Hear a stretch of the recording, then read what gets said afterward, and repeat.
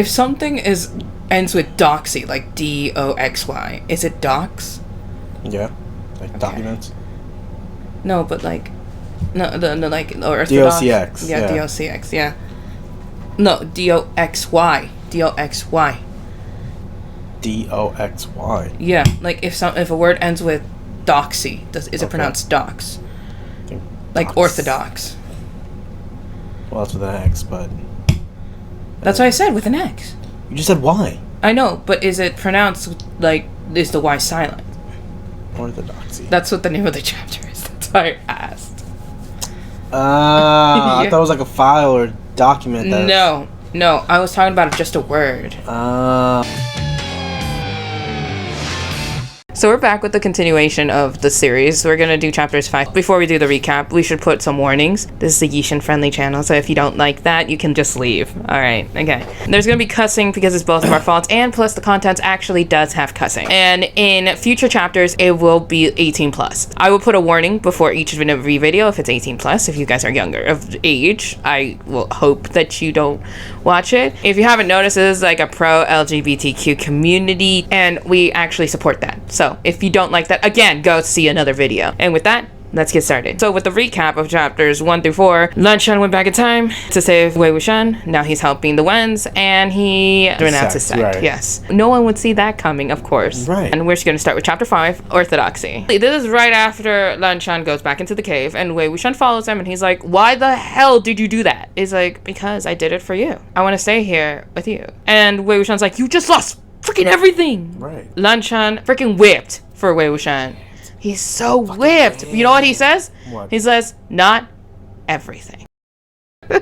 So then we move on. I think it's been a few days since that happened, or the next day, that it doesn't really specify. There's no time in this fan fiction. There wasn't any time specification in the drama either. That's true. There wasn't really any time in the specifications of The anything. only way you can tell the time change is the outfits. And Lan Wangji's hair and his crest changed. So this is actually a pretty comedic moment, because now we're gonna have Lan-chan going into the radish patches and trying to dig up these radishes. Doesn't go well. He tries so hard to be like pristine and have a good form and everything, and he breaks it in half.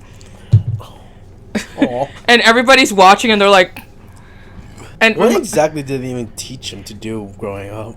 Fight and be like a Buddhist. You know, purity. Right. So not teaching him how to grow a garden. Cool. Yeah, because he's a direct line from the Lan sect. He's basically like a prince. Gotcha. Yeah, so he wouldn't know how to do those things. When King comes with a little retort for herself, she's like, Lan Wangji, this is farming, not medicine. Not everything needs to be so meticulous. And he's like, right. So then he actually goes down on his knees and starts digging it out with his hand. Aww.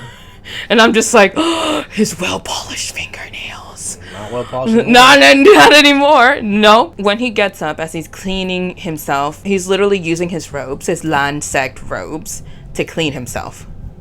Right. Okay? To clean his hands off.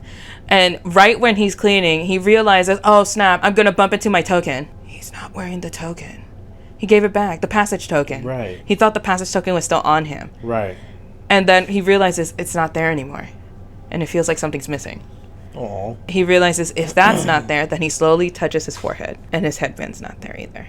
And he tells himself that he'll get used to it. He'll get used to it. It's worth it. Everything's worth it. It's so sad to even think about Wang Yibo's Lan Wangji not having that thing. Any rendition of Lan-chan not having that, yeah, no, it's the worst, and I don't even like it. And I'm just like, the token, I didn't even notice that token thing. I just thought it was a charm. I didn't think that it was a passage token. Right. Later on, you find out, oh, it is a passage token. If you're not a Lan, if you don't have that, you can't go in. I'm like, right. That makes sense why Wei-wuxian jumped the fence. There was a barrier around the whole... I know, he used his golden butterflies like Hui Chang, break it. Oh, see? That's what barriers are made for, to be broken. And then he walks in and jumps the fence.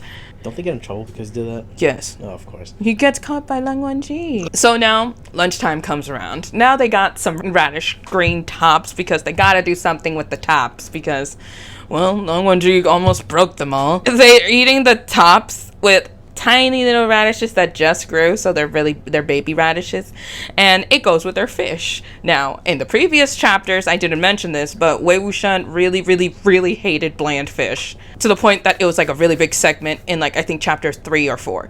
And now they're eating plain radishes plus bland fish. And he's like, I hate my life right now. This is so bland and we need some spices. And freaking Wen King's like, well, if you were in charge of the money, you would be spending all of your money on alcohol and spices. She ain't wrong. She ain't wrong. He would. He would. And that she's like, you should be grateful that you have something in your stomach. So, okay? I'm just like this. I love her. I love her. Well, she ended up with Jiang Chang. Yeah. If only. If only. The only one that's not complaining, honestly, is our little baby boy, A1. Wei Wuxian's like, what do you think of this, A1? A1's like this. He's just hungry. Right. And he's not even complaining. And he's a child. And children complain, like, all the time. And yet... Granny taught him right. Damn right, Granny taught him right. Okay, so now we're actually getting ahead of ourselves a little bit, where Lan Wangji is getting a little more paranoid. That Wei Wuxian actually offers to go into town. Like, about maybe only a few days ever since the Lans were there, ever since they got there. And Lan Wangji's a little paranoid because since they're being hunted by the Jin clan and the rest of the clans, they think, you know, they're gonna basically jump Wei Wuxian and take him away. Right. So he thinks Wei Wuxian shouldn't go to the village. Right. And they're bickering back and forth because Wei Wuxian is worried that the Lan clan will come back and basically kidnap Lan Shan and force him back into the Lan clan and have him secluded there. It would actually make sense because they actually have done that before in the previous timeline. That's what they did. They brought Lan Wangji back from burial mounds and they beat him, and he was secluded for 3 years. So that's basically what he thinks is going to happen, which he's not wrong. Right. And Lan Wangji's like this, they wouldn't do that to me. And Wei Wuxian's like, well, the Jins won't capture me. And then they both keep going back and forth, back and forth, back and forth. And then Wen King, she's like, you know what? Both of you need to okay? And she's like, why don't you both go? They're both are like stupefied. And they're like this. They're like, we didn't even think of that. And they just both agree and they're both gonna go. Right. Lan Shan and Wei Wuxian are on their way. Lan Shan decides to bring up, hey, you know, if you're that afraid of, you know, not being able to protect yourself, why don't you carry Suibian? Now that he has Suibian again. Wei Wuxian is like this. Suibian's weak. Chen Qing's more powerful than that. And Lan Shan's like, okay, if you say so. Awkward. Very awkward. He wants them to use his sword because that's what helps them keep their golden purity. core. Yeah, their golden core very strong. Yeah, the purity of the sword. It's either you do sword, bow and arrow, medicine, something. You know, like that does not involve dark cultivation. But Wei Wuxian not having a core doesn't really matter for him. Exactly, and Lan Shan not knowing he doesn't have a core is a big bummer. Yeah. It actually comes back to haunt them later in the story about Wei Wuxian not having a core. So it actually almost causes the death of some people. Oh, good. Yeah. Wow. As they're in town now, they've made it to town. Okay. Cool. Wei Wuxian is not liking the dirty cloak that Lan Wangji has on to cover up his blue Nansek robes. He's like trying to blend in, all right? And Wei Wuxian's like this, he needs to take that thing off. That ain't flattering. He needs to take that thing off. And I didn't know he would be so passionate about fashion, okay? Just right, you wouldn't think so. No. But then again, Wei Wuxian, he looks very fashionable. Yeah. And then on top of that, Lan Shan is getting bumped into by people in the town, and Wei Wuxian freaking loses it. Like, he sees a guy bump into Lan Shan and he's like, hey, watch it. He's like, are you okay? He's like, yeah, I'm fine. Lan Shan doesn't mind, but Wei Wuxian's like this, how dare they bump into the Zewu-jun? If they knew his title, if they knew he was a Lan, that's when Wei Wuxian realizes he's not a Lan anymore.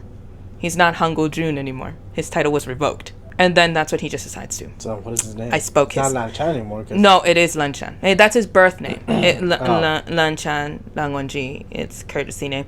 Those are his birth names. It's like if your parents decide to take you out of the family, but you can't take away your last name, so you just keep your last name. And basically, by a coincidence, you both have the same last name. When in reality, you both are family. So, yeah. Okay, interesting. But his title, Zewu-jun, he earned that when he was like a teenager. So when he decides to leave the sect, his title goes with it. Yeah, his title's stripped. So basically he's just Lan Shan, Lan Wangji. That's it.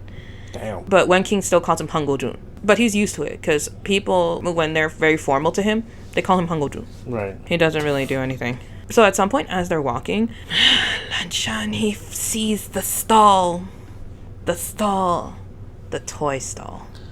Aww. Where the first time around, he buys A1 all of these toys. And then he realizes he can't buy him the toys. Because he doesn't have any money. He doesn't have the money, no.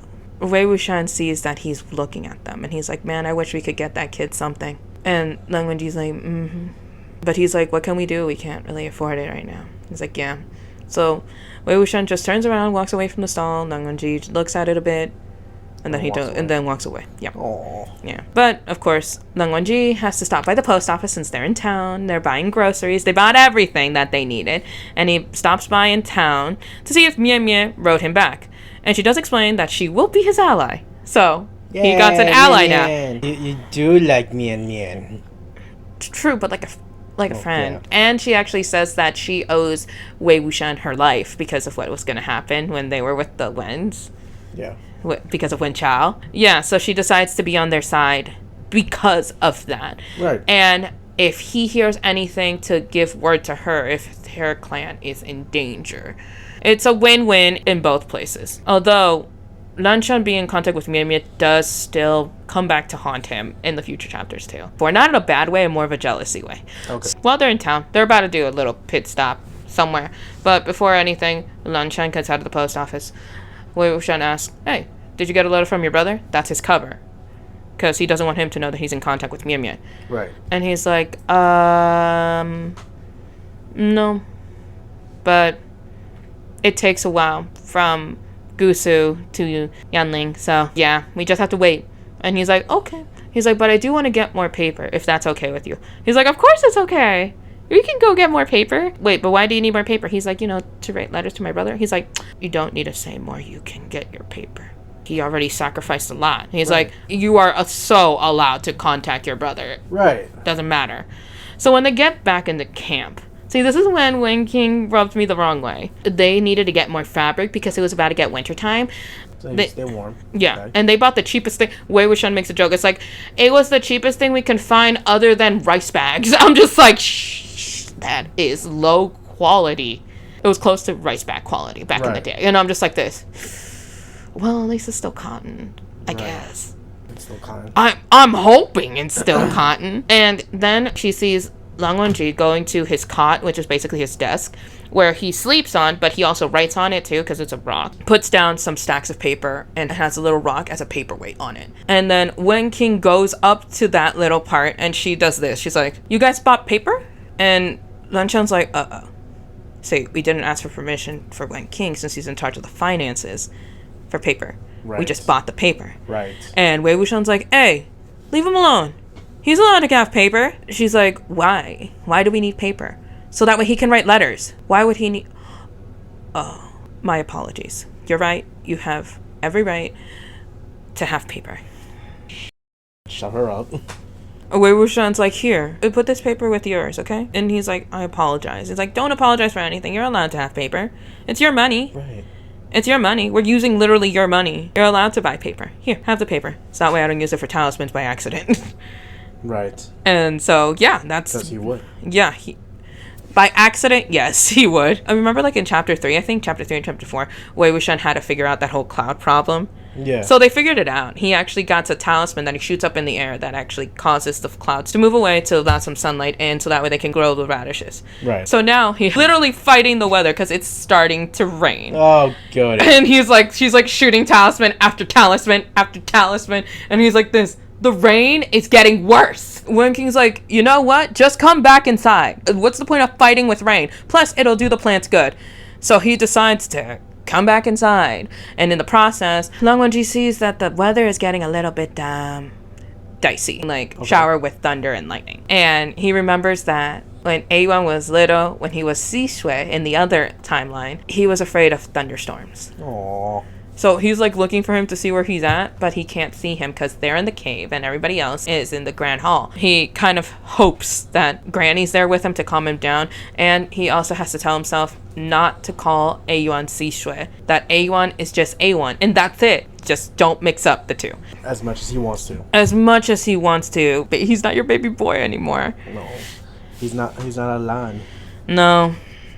And it comes back to haunt him even more. It's like Lan Wangji suffers a little bit from PTSD, I guess, or depression. At some point, Wen King is checking on Wen Ning's vitals while he's still unconscious. And when Lan Wangji is not paying attention, she goes up to Wei Wuxian and asks him if he's alright. Because Wei Wuxian looks very exhausted, very pale, looks like he's about to pass out. And he's like, I'm fine. I just overdid it with the whole weather talismans thing. So he used too much negative energy to be able to shoot them up. Right. And Wen King checks his vitals, and she's like, yep, you definitely overdid it. No more talismans for you tonight. He's not allowed to do that. He's grounded. Yeah, basically. Lan Wangji, this is where it gets a little raunchy. I'm warning you, it gets a little raunchy with Lan Wangji's thoughts, okay? Because now Lan Wangji goes back to writing a memory about how Wei Wuxian invited him back to Yangming to see Jiansek back when they were in their teen years. He starts thinking about how Wei Wuxian always flirts with girls, and that if he goes to Yangmei, he's going to see that the whole time. And his jealousy is going to build up, and he's going to want to claim him for himself, when in reality, Wei Wuxian is not his. Right. And so he decides not to go to Yangmei. And he starts thinking about, hey, if I were a girl, would he flirt with me? Would I get the honor of him flirting with me? But we will never know because, well, he's not a girl, and he never went. So, yeah, and plus, Wei Wuxian always kept flirting with him, but that's because he was flirtatious. And, of course, Wei Wuxian, being Wei Wuxian, interrupts his flow of thoughts on the page. And he's like, what are you doing? And he's like, nothing. I'm writing a letter to my brother. The moment he hears that, he's starting to feel bad. Because he's like, Lan Shan's not going to get the chance to see his brother all the time. He doesn't even know if his brother's going to write to him back because he hasn't written to him ever since the Lans were there. He decides to go back to his side of the cave and work on his experiments. But while that's happening, he gets so focused of trying to do something that he doesn't notice Lan Shan do something, which is basically get up and go to Wen King's side of the cave. Okay. And he is like, Lady Wen, I need your help with something. She's like, sure, anything. He gestures to himself. And he's like, I don't think my robes are suited for the environment that we're in. And I need your help to make new ones. He's talking about his Lansec robes. Right. And she looks and she's like as in, yeah, I agree. And she's like, are you sure though? He's like, I feel like I need new robes. Because he's only been wearing one pair of robes this whole damn time. Right. She's like, okay. She says that she'll help him with the robes. He's like, yeah, it's not in my teachings to learn how to sew. He had to correct himself because he's not a part of the family anymore. She feels bad and she's like, of course, I'll help you. Aww. And she asks him, do you know what color you want? And he's thinking grays and blues. Okay, that's the color that he's gonna go. And they also take his measurements. Then Lan Shan goes back to his cot, gets ready to go to bed, takes off his headpiece, looks at it, starts thinking about it, the weight of it, what it means. And he says from now on, he's not gonna wear the headpiece anymore. And we're talking about this headpiece. Right, this one. his crest. Yeah, hopefully Wei Wuxian doesn't notice because with his new robes, it's a new beginning for him. From now on, he's going to put away his Lansec robes and just wear the ones that everybody else wears. Damn. Yeah. Right as he's going to bed, he starts thinking about Wei Wuxian, of how forgetful he is and why he's so forgetful. Then he starts thinking about it as in, maybe he's so forgetful to hide the pain that he's been through. Right. Right, like forget it, but at the same time, his forgetfulness is really bad. Like really, really bad. Like there are some moments that he doesn't remember at all. And it seems like he just locks it away, like if it's nothing. And then he starts thinking about his mother. Like, his mother was a rogue cultivator, and she was so high-spirited, just like Wei Wuxian. So how did she go from being so high-spirited to becoming the wife of a sect leader of the Lan sect? And was she happy in the end? Or was she miserable? And why did she stay? But he hopes that she was happy, and he hopes that what he's doing here for Wei Wuxian, he's able to save him. Right. Hopefully everything works out. Hopefully. I know everything works out. And that's the end of chapter 5. Hopefully you stick around for those. And remember, being weird is what? Better than being normal. And I will see you guys in the next one. じゃあね